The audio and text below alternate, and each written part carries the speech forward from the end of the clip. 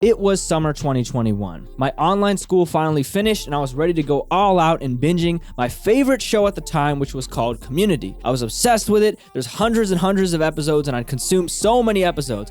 I remember going to CVS actually the night my school ended and buying a bunch of flaming Cheeto Puffs to get ready to binge because I was just gonna be off the deep end, not care about health, not care about anything else, just lock in and consume an unhealthy amount of this show, Community, that I valued a lot. However, the more I binged this show, the more I realized I was getting to the end of the show.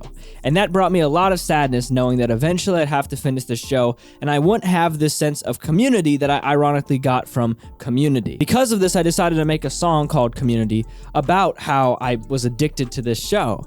And it was a very interesting song. It was a weird one, and I was kind of unsure about it. So once I created the song, I was a little bit happy, but unsure at the same time. So I sent it to the group chat that I value for opinions about music. And they trashed it. They said it was bad. They said the tuning was bad. Something was off about it. It was bad. And this was the first time I ever got the idea that my music was not mid, not good, but bad, like tastefully bad. And I didn't know how to react because I didn't think it was bad. So I was like, oh, okay, well, maybe there's something wrong with the song. Let me just try to fix it. So I started to obsess over this song right after I sent that. If I fix this, we'll fix it. We'll fix that. What's wrong with this? I can't tell. And the more I tried to fix this song, the more lost and less confident I got in my artistic ability because I was trying what I thought was everything. And the song just would not sound right. In this moment, for the first time in years, I started to seriously doubt my musical abilities. And this resulted in a break. I was done. I didn't know why I couldn't fix the song. I didn't know if I was even good. I didn't know if people were lying to me this whole time and I wasn't actually good. And I quit.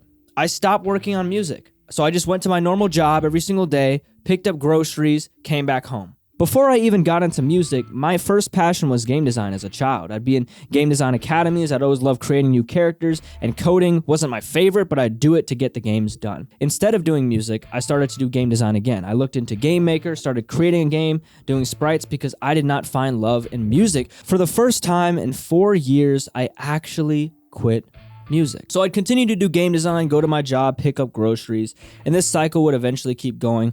I had ideas for music, but none of them were strong enough for me to get in the studio, and I had so much fear of not being good. Like, what if I was just not good this whole time? What if people were just lying to me? What if I don't have what it takes to succeed? It was a really dark point in my life, and I just do the normal things. I felt normal for the first time, and it didn't feel the greatest.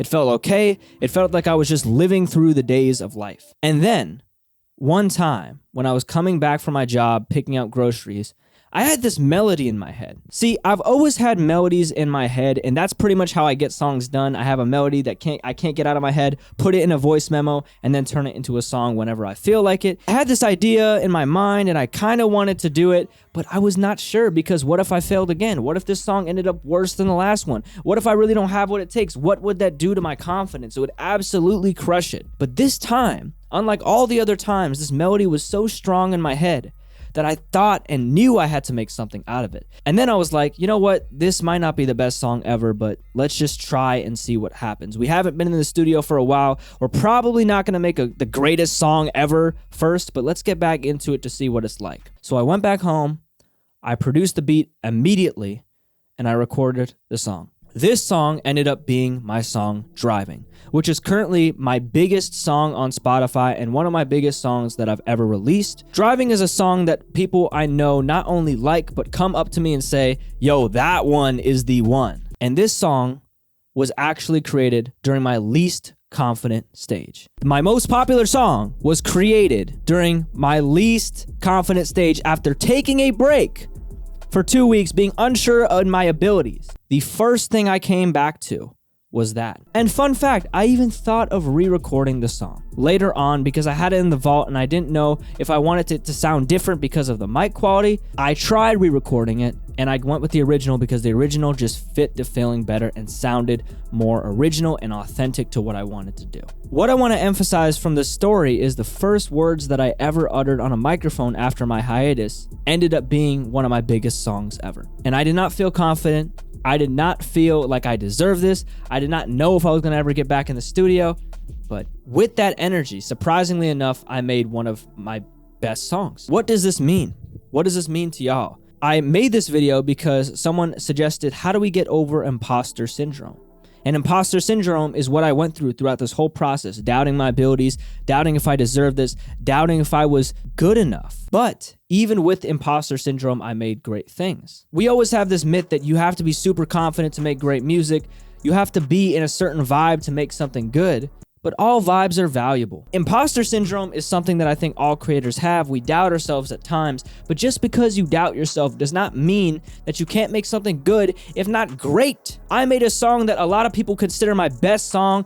A lot of people consider the song that's different from all my songs. Yo, that one is the one. And I made the one when I was filled with self-doubt, filled with a lack of practice, filled with a lack of refining my skills, filled with insecurity, filled with all these different quote-unquote negative emotions. Even through that, I was able to create something different and powerful for my group. Not just average. This wasn't an average song.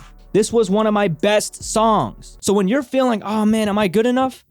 Still create. Still create. I mean, it's something that all of us go through, and it doesn't mean you're not good enough. Just because you made something that may not hit, that doesn't mean you're not good enough, because the next thing could literally be your best song. Could literally be the song that changes your life.